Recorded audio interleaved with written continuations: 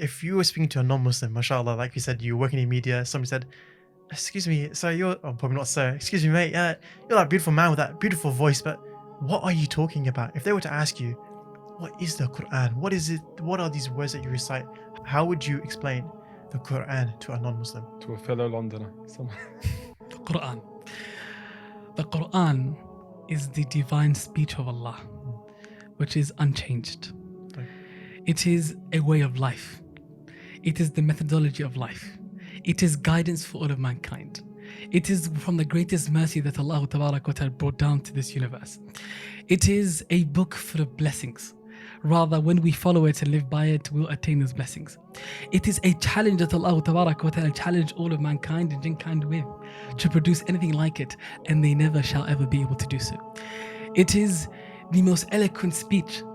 It is the speech that you never ever get tired of reading and reciting. Rather, the more you recite it and you repeat it, the more beautiful it becomes. It is a speech that addresses the hearts. And not only addresses the hearts, but transforms the hearts. It is the speech that overpowers the limbs and makes the limbs submit, like it did to the Arabs of the Arabian Peninsula when they heard the Qur'an.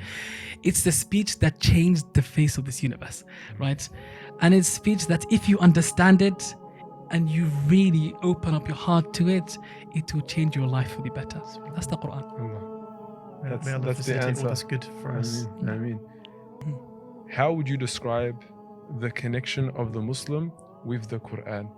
And when you answer this question, I want you to keep in mind the varied circumstances that Muslims find themselves in. You know, the relationship of the Qur'an between a mother and the Qur'an who has children, a father with the Qur'an, someone who's a student with the Qur'an.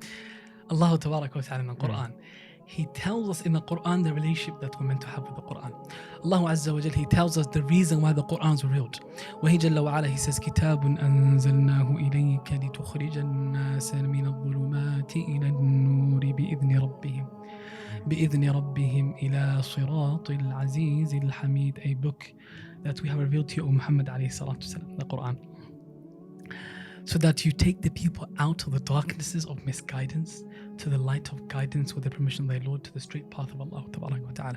That's why Allah Azza wa Jalla revealed the Qur'an. The Qur'an, the relationship that we're meant to have with the Qur'an. And Allah Azza wa Jalla tells us in other ayat, before I tell you the relationship, where He Jalla wa Ala, He says, كِتَابٌ أَنزَلْنَاهُ إِلَيْكَ مُبَارَكٌ لِيَدَّبَّرُوا آيَاتِهِ وَلِيَتَذَكَّرَ أُولُو الْأَلْبَابِ. A book that we have revealed to you, O Muhammad alayhi salatu wasalam, which is blessed, Mubarak, full of blessings. لِيَدَّبَّرُوا آيَاتِهِ, so that they reflect and contemplate and ponder over its verses, and so that those who have understanding and intellect can also remember and act upon the Qur'an. So the Qur'an, that is the relationship we're meant to have with it. We are meant to be those who live by the Qur'an. Now, the Sahaba, the companions of the Prophet ﷺ, not all of them were those who memorized the book of Allah Azza wa Jalla. Rather, those that memorized the Qur'an, we can list them, right? And the Sahaba were thousands. Not all of them had completed the memorization of the book of Allah Ta'ala. However, when they are all described, the companions and their relationship with the Qur'an, it is the relationship that was practical. A practical relationship. Nowadays, when people talk about the Qur'an, the relationship that we're meant to have with the Qur'an, they think it's only about reciting it, listening to it, learning how to memorize it, tajweed and so on. La. That's part of the relationship with the Qur'an, of course. That's part of learning the Qur'an. But the relationship that we're meant to have with the Qur'an is greater than that. It's a lot broader than that. It's meant to be a way of life. The Qur'an, when you have memorized the Qur'an, I should be able to see the Qur'an the way you speak. I should be able to see the Qur'an the way you conduct yourself. I should be able to see the Qur'an the way you interact with others. The Qur'an should be in your character. The Qur'an should be present in every aspect of your life. Like Abdullah ibn Mas'ud radiallahu anhu would say that the one who is a carrier of the Qur'an, a true carrier of the Qur'an, he should be known by his day when the people are eating, he's fasting. When the people, he's by his night, when the people are sleeping, he's awake in prayer, ibad. He's different because the Qur'an has that effect on him. The Sahaba radiallahu anhum, you find amongst them that Abdullah ibn Umar radiallahu anhuma ardah, he completed Surah Al-Baqarah. It said 10 years took him to complete Surah Al-Baqarah. And then after he completed Surah Al-Baqarah, he had a big celebration and he slaughtered a camel and he had a big feast, right? After 10 years of learning Surah Al-Baqarah.